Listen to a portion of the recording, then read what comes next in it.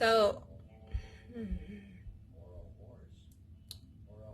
MTV Diary, I think like the last few artists to do it was the Canadian Satan and then a few other people. So I think it ended, had to have been like in middle school when they stopped doing MTV Diary. I think like the latest one had to have been like 2010 the most. Um, it's bright. Wow. Um, so I'm not sure if like kids born in like 2005 even know, or like 2005 and up even know what this is, and that's not an attack on y'all, because some of y'all are real sensitive whenever someone says something like that. But MTV basically, it's called music television, although that isn't a thing anymore. And they used to do this series called MTV Diary, which basically you could get to know the artist better. And there used to be a lot of variety TV shows showcasing, whatever image the artist has, or generally who the artist is, on MTV and on VH1. They don't do either one of those things anymore. They do a lot of reality TV now, so also I'm not signed to anybody, so I'm not going to end up on MTV or VH1 anytime soon. But I had the idea to do not an MTV Diary, which is just going about my life. Yeah, my life. Because about to get deep. So, if you don't follow me on Instagram, you didn't see the highlights that I have in the Instagram stories that I did explaining that I've been in a cycle of very abusive friendships. And because even though I recognize that's what was going on, I kind of just downplayed it as typical drama just because it happens to me so much. My friends will try to use me as basically a punching bag. Like, most of the people around where I live are horrendously insecure. And there's nothing wrong, there is something wrong with being insecure and the fact that it's harming yourself, but there's nothing wrong with having insecurities and being insecure.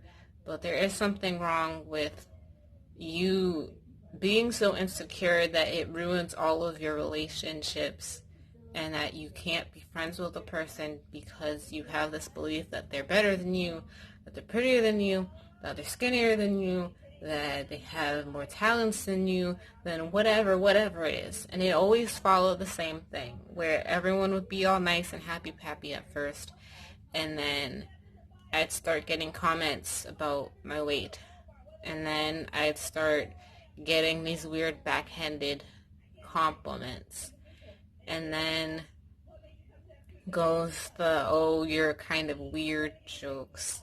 And then it starts the you're too skinny jokes, and the grabbing my wrist, and the grabbing my waist, and the grabbing the everything, which is actually sexual harassment, but I'm just saying. Next thing you know, they're looking for any reason to start arguing with me. Once they start that argument, because I am not the one to mess with, first of all. Yeah, I've been in a cycle of relationships, but I've only been in a cycle because I'd always break off some sort of relationship, or else I would have just been with the same people the entire time. I would still be with the group of friends that I had in high school, if I hadn't stood up for myself.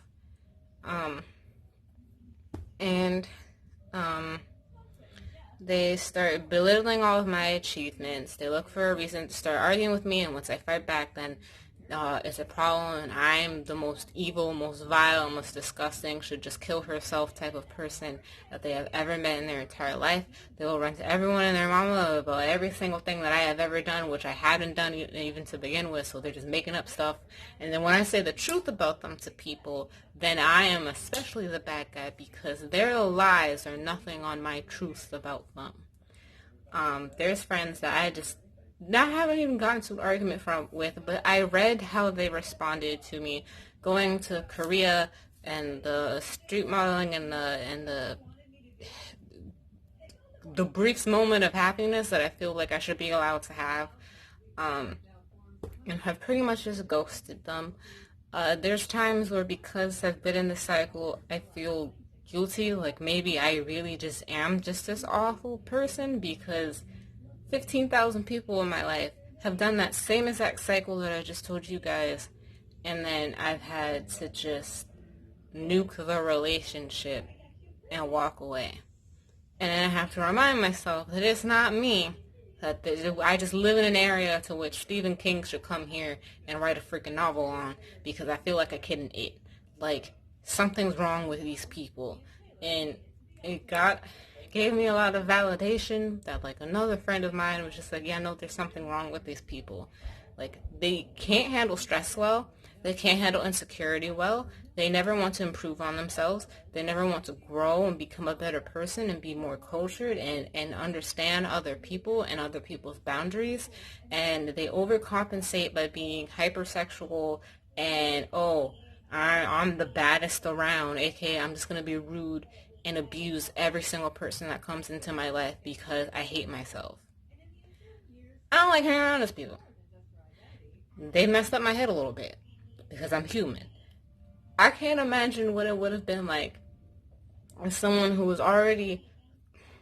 I don't have insecurities when it comes to my looks, which is why I can sit here in my pajamas and talk to you guys. No makeup, no nothing, a pineapple and a bandana on my head. I almost said a banana because I said pineapple and my brain went to fruit.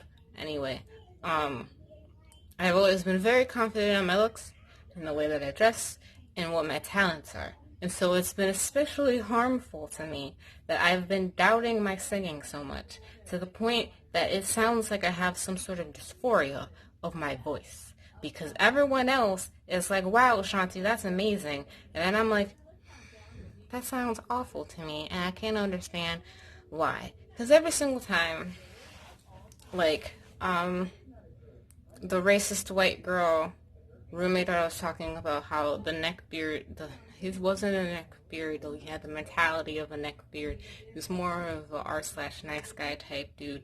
His sister went after me talking about some you can't sing and also attacking the way that I dress. And I'm very much Rihanna in the way that I dress, to which I say that you may beat me in something else, but you cannot beat the way that I dress. So, and also a family member had said it, but that family member is also known to be insecure, and they'll take it out on me at random times, and it doesn't make any sense. Meanwhile, the rest of the family that has heard me sing say that it's perfectly fine. I typically have a 5-octave range. There are times to which I access my whistle register. I don't use it all the time, so sometimes I lose it. But typically, on a normal, regular, Ashanti hasn't practiced singing in a long time, 4-octave range. I'm A-okay, I'm good. It's from B2 to C6. I'm good. I'm A-okay. And I can go much higher than C6. I did it in choir. I did it in varsity choir. I do it at home. It's fine. But when I go to sing, I get scared. Really, really scared. And it hurts because my singing is the one thing that has kept me sane. Because my childhood wasn't really all that great. And I was tortured throughout my public school experience. And then I went to college thinking that it was going to be different, and it wasn't. It was the same abusive nonsense, because a lot of the people that go to my college are the same kind of people that I spent my time in middle school and high school with. And some of them are literally the same people that I went to high school and middle school with. They're the same abusive, toxic, self-hating, self-loathing people that are incapable of having any sort of empathy towards other people. And of course this is going to take a toll on me after a while, because I am mad at myself that it did, but I also don't have any sort of right to be mad at myself because I'm a human being and I'm allowed to hurt sometimes. They're the reason why I have anxiety also. Mind you, my parents had a very, very bad divorce. That wasn't the thing that gave me a generalized anxiety disorder. Bullying in middle school and high school did. So I just want you to think about that. My teachers were bullies too.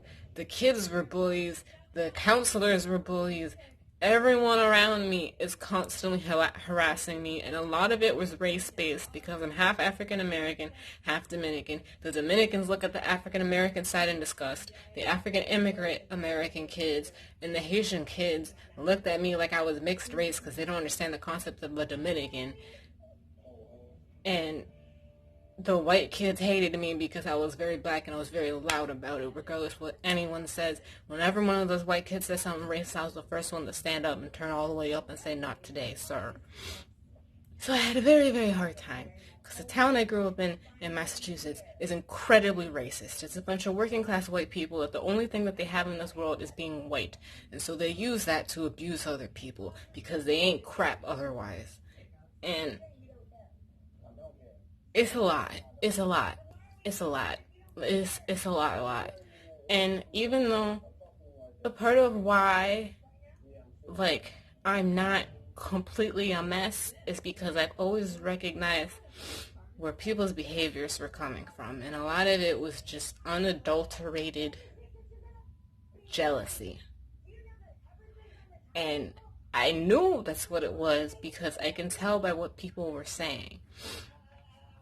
Whenever someone called me too skinny, it was because they felt insecure about the fact that they weren't skinny. Whenever someone called me lanky, it was because they were insecure because they were lanky. Whenever someone said that I was bleaching my skin, I knew that it was I'll tell that story later. Some Korean American guy had a crush on the same guy that I had a crush on, and so he spread around a rumor that I was bleaching my skin after he had told me to go bleach my skin. I've had girls say that, oh, I walk like a model and try to do it in a mocking way. But, even they were confused at what they said, because why would I be insulted by being told that I walk like a model? That doesn't make any sense. And they tried to make it into some jokey joke, but, they try to make it into an insult. But how do you make something like that into an insult? I read people very well. I read people very, very well. And the only time when I don't is when I'm upset. People like that racist white girl that I had roomed with took advantage of moments to which I'm coming out of a situation to which I'm very vulnerable from another social situation, to which people that I generally thought that I was going to bond with and be friends with turned out to be trash. And in that particular case, I was coming from these two black girls, and one of the black girls always had her boyfriend in the room. The school got scared for my safety. The girl thought that white people and black people were two different species because she wanted to think that I was mixed race, and constantly tried to tear away my identity, and was very insecure in being a dark-skinned, 4C-haired black girl, and it showed. And any time that I would call it out after she brought up my skin color, she brought up my hair, and the fact that she's taking out her experiences with colorism onto a person that ain't got nothing to do with anything that you're doing. You're taking out your dysphoria all onto me, just dumping it on me, even though I'm right here being beside you, supporting you, and then just marked it off with, oh, light-skinned peers, even though I was telling the truth. Everyone's always taking out the fact that they hate themselves onto me, and it's very exhausting. It's very, very, very exhausting. I don't know if any of you know what it feels like to have people constantly dumping the fact that they hate themselves, that they wish that they could just fall off the face of the earth constantly onto you. Because it is a lot. It is a lot. A lot. It's overwhelming. I can't handle it. I'm not dealing with it anymore. Which is why in college, I cut people off in 2.5 seconds. The moment I smelt the crap, I was done with the person. which is why for the past, it's going to be since spring 2017, after I came back from Korea, I've been in a single dorm. And even when I was in a single dorm, spring 2017, there was another black girl who had a lot of self-hating issues, had a lot of people, colorism and da-da-da-da-da issues, that she took all her dysphoria out onto me, a person that she didn't even know and didn't even live with. She lived next to me. The girl stalked me and harassed me. It was a very bad time. I had to call the cops, and mind you, I don't be calling the cops willy-nilly. I'm black, and I especially don't be calling the cops on black people willy-nilly. So that's how you know that it was a very bad time. My point is, I have been through a lot. Like, I'm very tired. I'm very tired. And I'm not sorry for this ranty video whatsoever. If you want only positive vibes 24/7, you're going to have to go somewhere else, because I'm a human being, and there are times to which I need to speak about things that are important to me. And if you don't care about me, you can the subway is that way, and I don't mean the sandwich shop. You can go. Because I'm real tired of people. So the point of all that was I am rediscovering myself as an artist and getting confidence back in myself and my voice and who I am, and telling myself that there is no reason to be afraid anymore. I'm done with it. I am not doing it anymore. I'm tired of these people. There's people that are mainstream famous people. Like, I know business being mainstream famous people. You got people darkening their skin and talking in ebonics to get attention. I'm already black, so you ain't got to do none of the two things I just listed. Can sing, can dance, and I'm pretty. So, we're going to get it done today. Like I'm tired. Like, we're doing this now. Like, we're full speed ahead. Like, we're doing this now. I don't care what anybody say. I don't care how mad people are. You guys don't know this about me, but there's some aspects of Wicca that I do in fact believe in. I freaking did the card test. 66.6% possibility of a curse. Well, we're getting rid of the curse today. The curse is dead today. When I go to Salem in the fall, we're gonna get some crystals. I already got some. Gonna sage myself. Been freaking sniffing certain oils that dispels curses and crap. I don't care if this is simply, none of it's real, and it's all just for my brain, like a placebo. I don't give a crap. If I need a placebo, I'm going to take a placebo, okay? We're done for the day. We're done for the day. So, we're full speed ahead. We're on the SS Artemis November now. Welcome. It's free. Yeah, we're going full speed ahead. And this, my friends, is the introduction to a series that will be a lot less angry, called Not An MTV Diary. I will show a short clip, and I'll probably put it in the beginning or the end. I don't know. There will be a clip somewhere, and it's of me doing a draft in my head of the choreography for a new song that I have, and I'm going to keep pushing. I'm going to save money to get the professional recording stuff that I need. I'm going to keep pushing. I'm going to move on with my life. I'm going to keep it going. I got tonsil stones, so I'm about to start choking. And that's it.